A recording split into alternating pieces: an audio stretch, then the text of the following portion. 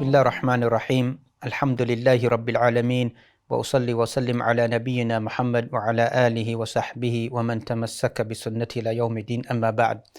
As we enter into Surah Al-Ghashiya, the 88th surah of the Qur'an from Juz Amma, that we find a Meccan surah which contains some 26 odd verses.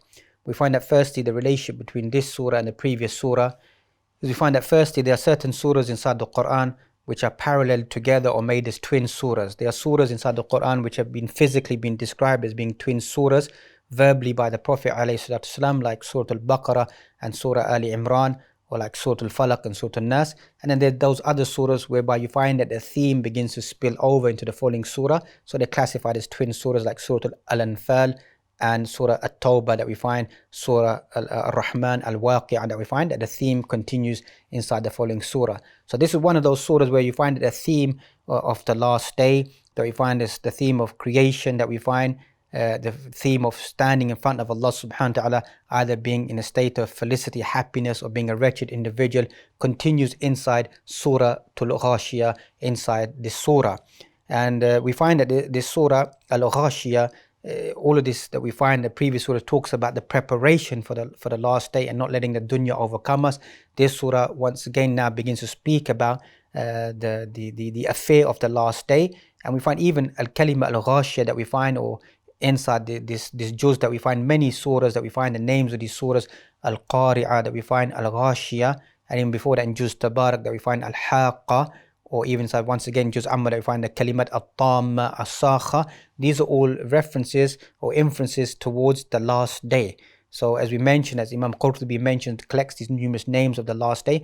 All this shows the importance about the last day, not just about knowing about the last day, but the ultimate goal is the preparation towards the last day. And there's no doubt psychologically as human beings that it is ta'ab, it is a difficult task. It is a burdensome task unless Allah subhanahu wa ta'ala facilitates it and make it easy. So here this surah begins to speak about that inside inside Jannah, the reward inside Akhirah, there's going to be no fatigue, there's going to be no hardship. That is a moment of relaxing for the individual.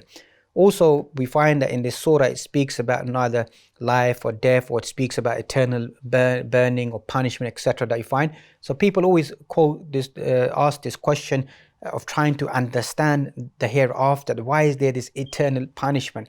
Why is there such immense punishment that's going to be given inside Al-Akhirah that we find? And so here ulama, that they begin to discuss that this approach to the Qur'an and this understanding of the Qur'an, of trying to understand how can a person be living and dying at the same time, the Qur'an, eating or drinking inside the hellfire, plants and water inside the hellfire. People naturally may begin to ask such questions because of the world and environment that we live in. That which we can't comprehend or understanding means that we should negate it, we should not accept it. So Sheikh Al-Uthaymin rahmatullah alayhi begins to speak about this inside his tafsir Juz Amma, that we shouldn't approach the Qur'an with the mentality and understanding of this dunya. That's not how we should approach the Qur'an, that via the image of the dunya that we have, that should be the same image of the Qur'an, or the same image of Al-Akhirah. And that's why we find that which has been attributed to Ibn Abbas radiyallahu ta'ala anhuma regarding Al-Akhirah, laysa fil akhirah mimma fil dunya illa al-asma faqat. Inside Al-Akhirah, the only thing, the similarities between Al-Akhirah and the dunya is the names faqat. That's it. It's the names that are the same, but the actual entity and the identity of those things at Al-Akhirah is unknown in its total essence. As Allah subhanahu wa ta'ala mentioned inside Surah Al-Baqarah, speaking about amongst the first passages about Jannah, وَأُتُوبِهِ مُتَشَابِهًا, that you've been given something mutashabihan, something which is similar. So as Ibn Abbas mentioned, it was attributed to him inside the works of Tafsir, the similar meaning in names, but as for the entities is only known by Allah subhanahu wa ta'ala. Also we find that in this surah, in this introduction we can present is, as we mentioned, a psychological concept about the hardship and the difficulties and all these rules and regulations that we have to face inside this dunya, that now comes the reassurance and the reminder.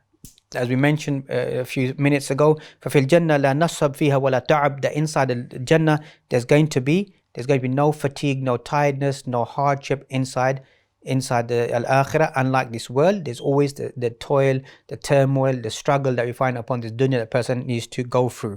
So we find that Surah Al-Ghashiya, that we find the name of this surah is unanimous, that the main name of this surah is Al-Ghashiya, and if not all the works of tafsir, they call it by Surah Al-Ghashiya. As for the reason of revelation, or there's no specific reason of revelation for this surah, even though Ibn Kathir does mention that on one occasion inside his tafsir he mentioned a woman was reciting Surah Al-Ghashiya, Hal ataka hadith al-Ghashiya, and the Prophet ﷺ was going past and he responded and said, Na'am, qad ja'ani, yes indeed, the news about Al-Ghashiya, the overwhelming event, the last day, Yawm al-Qiyamah, has indeed come to me. And as we mentioned in previous surah, that Surah Al-A'la and Surah Al-Ghashiya were surahs that the Prophet ﷺ would twin together and recite them together inside Yawm al-Jum'ah, one rak'ah after following rak'ah, and likewise inside the Eid, two Eid prayers, he will recite this surah inside the Eid prayer. So we find هل أتاك حديث الغاشية بمعنى الاستفهام يعني للتحقيق, يعني to help us to understand and to establish it. بمعنى Imam Shawkani mentions يعني أي قد جاءني جاءك هل أي قد جاءك يا محمد صلى الله عليه وسلم, that indeed it has come to you. So it's not posing a question. The meaning here, هل أتاك حديث الغاشية, is it, has the news of Al-Ghashiyah, the overwhelming event, the hereafter, come to you? The meaning, as Imam Shawkani here mentions, no, it carries the meaning that indeed it has been established the last day and the information has been granted to you. The only other place Imam Shanqiti inside his tafsir mentions, and his usloob is very unique, that as we mentioned previously, that he makes tafsir al-Qur'an bil-Qur'an, that he links one verse of the Qur'an with another verse of the Qur'an from different locations of the Qur'an. And this is a beautiful tafsir that not many ulama have focused on making such format of tafsir. So he highlights this point, that هل أتاك حديث الغاشية, that the word hal that we find, the only other surah that begins is Surah Al-Insan. هل أتى على الإنسان حين من الدهر لم يكن شيئا مذكورا. So the only other time that Allah subhanahu wa ta'ala uses the word hal, this adatul istifham that we find, or litahqiq, that we find is inside Surah Al-Insan, or the other name of Surah Al-Insan is Ad-Dahr. And also once again, this is a surah that the Prophet ﷺ would recite on Yawm al-Jum'ah inside the Fajr prayer. He would recite Surah Al-Dahr, and he would recite prior to that Alif Lam Mim Sajda. You read that in the first rak'ah that we find. So we find that returning back to the tafsir this about Al-Ghashiyah, that we find that on that day Allah subhanahu wa ta'ala begins to describe wujuh yawma idin khashi'ah. On that day, faces will be in a state of submissiveness towards Allah subhanahu wa ta'ala. So here Allah subhanahu wa ta'ala isn't praising these individuals, because now there's no point in their submissiveness, because they were not in a state of submissiveness to Allah subhanahu wa ta'ala inside this dunya. So that's why some of them are mentioned. This carries a meaning. They're in a state of degradation, that these individuals are on that day in front of Allah subhanahu wa ta'ala. Dhalila finnar, as Imam Suyuti mentions inside his tafsir, and Imam Abu Bakr Jazari mentions kinaya and ashabiyah. This is a descriptive nature, description about the state of these individuals, that they will be in a fearful state standing in front of Allah subhanahu wa ta'ala. Amilatun nasiba, these individuals, wujuh yawmain khashi'a, amilatun nasiba, that we find huwa min al-nasab or min al-ta'ab, that these individuals in a state of fatigue and overcome, because in this dunya they tied themselves in this world doing actions of disbelief, not focusing towards Allah subhanahu wa ta'ala. As Ibn Abbas mentioned, is referring towards those people disbelieving Allah subhanahu wa ta'ala, that they've overworked themselves, basically they've wasted their time. And some of the ulama tafsir that they mentioned, like Imam Shanqiti mentioned his tafsir, that it's not just in reference to non-Muslims that they wasted their time or they wasted their life. It's also amilatun nasiba, that is referring to Muslims who wasted their time via carrying out actions of innovated actions of bid'ah that we find that their actions become null and void, of they're just basically burnt themselves out doing these actions, whereby these actions have not been accepted by Allah subhanahu wa ta'ala. And many times we mentioned the two general conditions that we find for action to be accepted by Allah subhanahu wa ta'ala is firstly to be full of ikhlas, sincerity towards Allah subhanahu wa ta'ala, and secondly al-mutaba'ah, following the sunnah and the teachings of the Prophet alayhi salatu wasalam. May Allah subhanahu wa ta'ala grant us all ikhlas and ability to follow the sunnah of the Prophet alayhi salatu wasalam. Imam Umar ibn Khattab, when he heard this verse, فَبَكَتْ he will begin فَبَكَتْ رَحْمَةً عَلَيْهِ. He heard saw a monk in a state of fatigue and tiredness. Imam Suyuti mentions this inside his tafsir al-Durr al-Manthur, and likewise Ibn Kathir mentions this story as well inside his tafsir as well, that when he saw this monk in this state, and it overcame him, he began to weep. So they asked him, why are you crying about this monk, about this priest, about this individual who doesn't believe in Allah subhanahu wa ta'ala? And he says that he's a Christian individual. He said, I remember this verse, amilatun nasiba, that they've become overworked. And it means there's no reward for the action. This person is devoted and committed to Allah subhanahu wa ta'ala, or to God in his own way, but that action or that belief has been rejected by Allah subhanahu wa ta'ala. So it is as if he's burnt himself out, and there's no reward for him on that day. But the key thing here we need to focus upon is فَبَكَتْ رَحْمَةً عَلَيْهِ, that Umar al-Khattab wept for him in a state of mercy, compassion towards him. That we should be worried that if people are not following the teachings of the Qur'an, not following the Sunnah of the Prophet ﷺ, or not following Islam, or not being exposed to Islam, it should affect us.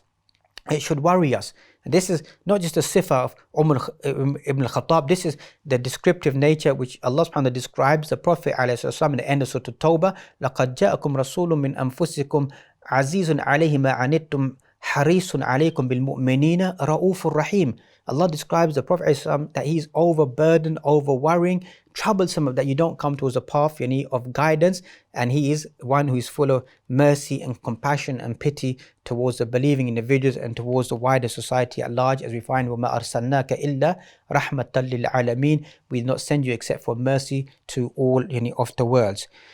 So we find that this is in reference to the hereafter, as Ibn Taymiyyah begins to mention that on the day of judgment, these people on the day of judgment, they'll be in this state inside al-akhirah, that they'll be ta'mal amalan shaqan, that they'll be given in the hereafter. So one view that we mentioned about in this dunya, the actions were not concise or correct, and the other view is that this is in reference that in the hereafter, they'll be in a state of fatigue and tired inside al-akhirah.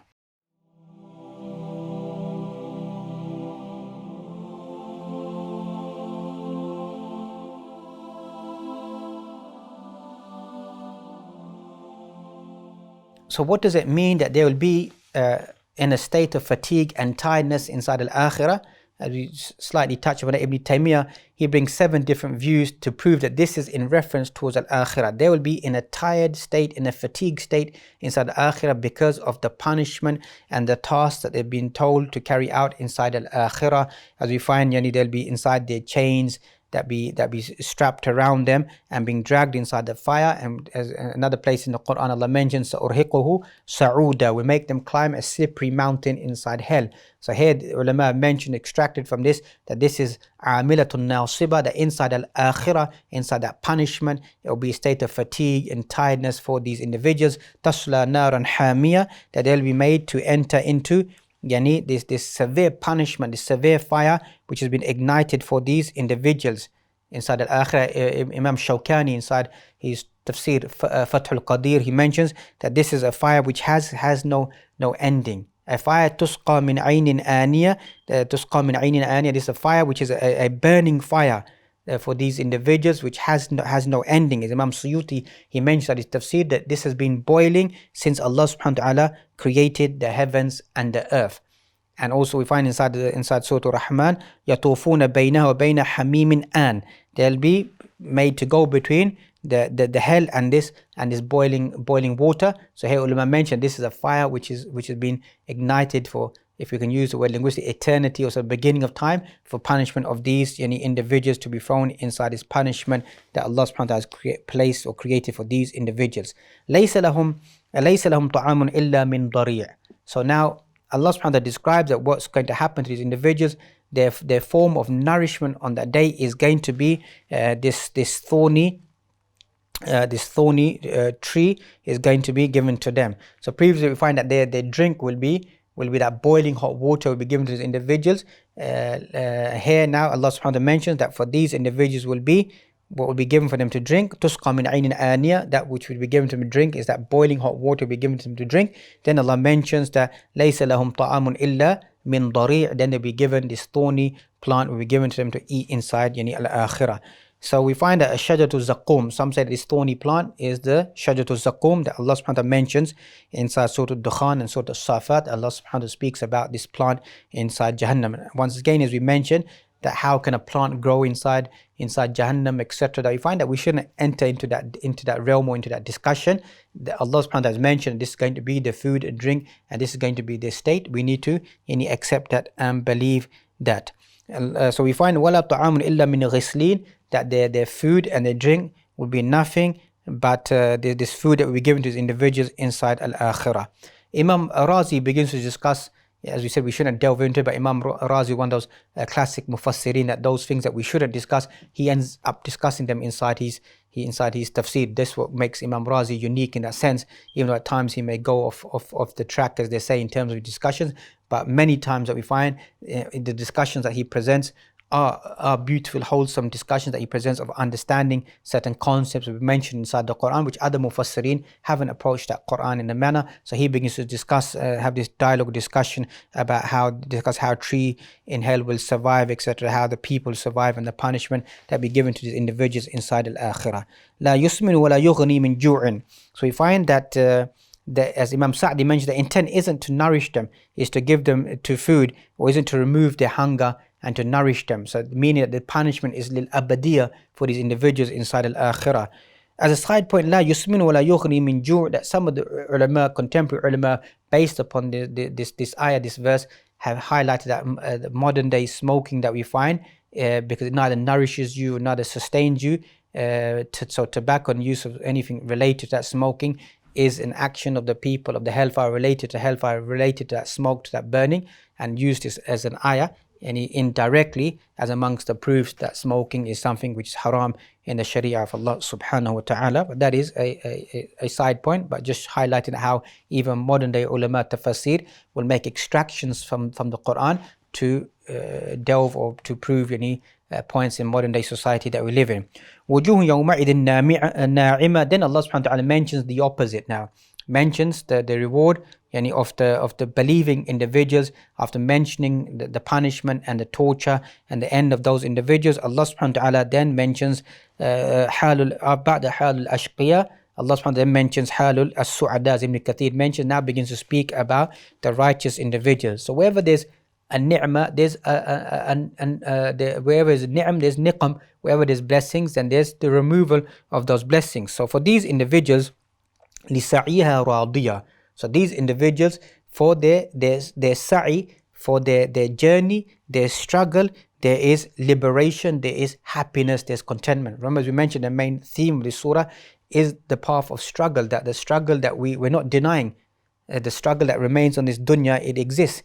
So the end result of that struggle is now that these individuals are going to be لِسَعِيهَا رَاضِيَةً. They're going to be happy with that striving and struggling carried out upon this dunya. فِي جَنَّةٍ عَالِيَةٍ. Inside the lofty gardens of Jannah they will be in. لَا تَسْمَعُ فِيهَا اللَّاغِيَةً. They'll be hearing no vulgar, no vain speech, no cursing, no reviling, and no harm. So as some of the ulama mentioned, that Jannah is the opposite to this dunya. That even if you possess the dunya, you have things of the dunya, you're always going to listen to qila wa qal and this and that, and people making comments, etc., and commentary and saying things, etc. A person has to bear those words and those statements, etc., inside this dunya. That is the normal dunya that we find. So here Allah subhanahu wa ta'ala removes that inside from Jannah. There's going to be no hearing, or la tasma'u fiha al-akhirah. There's going to be no vulgar, no evil, no bad speech inside al-akhirah. As Allah subhanahu wa ta'ala mentions that la yasma'una fiha lagwan illa salama. Once again, another place in the Qur'an, Ibn Kathir mentions there is going to be no vulgar, no vain speech, no incorrect speech. There's only going to be illa salaman. There's only going to be peace and tranquility and mutual addressing and greetings inside al-Jannah that we find. Also, fiha aynun jariya, you find that people of Jannah will be giving aynun jariya, a running spring, and it will be given to these individuals. Fiha sururun marfu'a, they will be reclining on thrones which are raised high. Wa akwabun mawdu'a, and they'll be able to have cups set at hand for them to drink. Imam Tabari mentions فيها سرر مرفوعة, that they'll be in high rising couches or seating areas that they're not able to see around them, Jannah around us. Imam Tabari inside his tafsir who mentioned that they've been placed in these high platforms, these seating arrangements for them, that they're able now to see the blessings of Allah subhanahu wa ta'ala around them inside Jannah. وَنَمَارِكُ مَصْفُوفَةً, they'll be in cushions which are set in rows for these individuals. وَزَرَابِيُّ مَبْثُوثَةً, rich carpets which are all spread out. So this is all linguistics, lugha, that we find language that we can relate to inside this dunya, as they say that we see all this inside the dunya. So we can comprehend it to a certain degree, the names as we mentioned, but its actual entity is beyond our comprehension. So now Allah subhanahu wa ta'ala moves from this discussion, speaking about hell, speaking about Jannah, moves to discussion about those things that we can comprehend, that we see, those elements that those people at that time, they would visualize, whether it be al-ibl, whether it be the camel and its usage, they had at that time as-sama, that they can see, al-jibal, that they can visualize and traverse and travel through and to climb, etc., and al-ard, which is in front of them.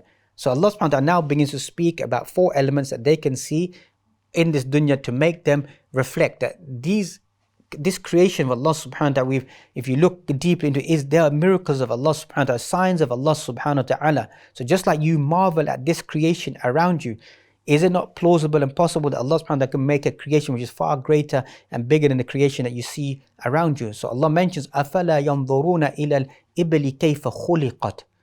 Why don't they look? Why don't they ponder? Why don't they visualize, comprehend and see? أَفَلَا يَنْظُرُونَ إِلَى الْإِبِلِ كَيْفَ خُلِقَتْ, of how we've created the camel. And here a long discussion of ulama tafasir, some of them begin to have a discussion like Imam Suyuti about the virtues of the camel. And in the Western world that we find a man's best friend is his dog, but in the Muslim world or the Arab world that we find, a man's best friend is a camel. And that's why you can find that on their riding journeys and the way that Allah subhanahu wa ta'ala made the hump of the camel, of being able to stay away from water, etc., for long periods of time, and to travel at a swift pace inside the desert, etc., that we find. That's what's described as Safinatul Sahra, the ship of the desert is none other than the camel. So Allah subhanahu wa ta'ala is using this language towards the Quraysh and the Bedouin Arabs at that time to awaken. You see this miraculous nature of this creature, this animal in front of you, and how it is subservient towards you. So just like this animal becomes your servant, becomes subservient to you, you should now become subservient to the one who created this. You should become subservient to the master of the world, master of the universe. أَفَلَا يَنْظُرُونَ إِلَى الْإِبْلِ كَيْفَ خُلِقَتْ وَإِلَى السَّمَاءِ كَيْفَ رُفِعَتْ وَإِلَى الْجِبَالِ كَيْفَ نُصِبَتْ وَإِلَى الْأَرْضِ كَيْفَ سُطِحَتْ. So why don't you ponder and reflect upon the marvel creation of Allah subhanahu wa ta'ala, of the creations of the heavens, the mountains, etc. around you. All of this should make you to return back to Allah subhanahu wa ta'ala. فَذَكِّرْ إِنَّمَا أَنْتَ مُذَكِّرْ. And your task once again is only to remind. لَسْتَ عَلَيْهِمْ بِمُسَيْطِرٍ. You're not one to compel and to force people. Meaning that this is how we should give da'wah to the people, that make them, refer them to the signs around them, the signs and symbols of Allah subhanahu wa ta'ala around them, or even indirectly the signs and symbols, the universe that they see around them, the creation to see them around them, to muster them, to relate to them, to come back towards the one who, the supreme creator of all of this, that Allah subhanahu wa ta'ala hasn't created this in vanity. أَفَحَسِبْتُمْ أَنَّمَا خَلَقْنَاكُمْ عَبَثًا وَأَنَّكُمْ إِلَيْنَا لَا تُرْجَعُونَ. Do you think Allah subhanahu wa ta'ala has created all this without any purpose, without any intent? It just happened to take place? No, there's a purpose behind it all, which shows that there is a supreme creator, and to return back to that supreme creator. And whoever doesn't, إِلَّا مَنْ تَوَلَّى وَكَفَرْ, unfortunately whoever turns away and rejects, for that individual, فَيُعَذِّبُ اللَّهُ الْعَذَابَ الْأَكْبَرِ, then Allah subhanahu wa ta'ala has prepared for that individual an immense torture, punishment for that individual. إِنَّ إِلَيْنَا إِيَابَهُمْ ثُمَّ إِنَّ عَلَيْنَا حِسَابَهُمْ. Indeed, to us will be their return. ثُمَّ إِنَّ عَلَيْنَا حِسَابَهُمْ. Upon us is to judge them and bring them forth to accountability. So our task is, لَسْتَ عَلَيْهِمْ بِمُسَيْطِرٍ, compelled upon people, is just in alayka illa al-balagh, is to convey the message to the people. And in conclusion, we find that the Prophet, some ahadith would mention that he would make this supplication, whether it be after this surah, but in general it is authentic that he would make this supplication, Allahumma hasibni hisaban yasira. Allah, make my accountability to be an easy accountability. And this falls in line with the surah about the hereafter and coming in front of Allah subhanahu wa ta'ala. May Allah subhanahu wa ta'ala make all and facilitate all of our accountability to be an easy and a swift accountability on that day. Barakallahu feekum.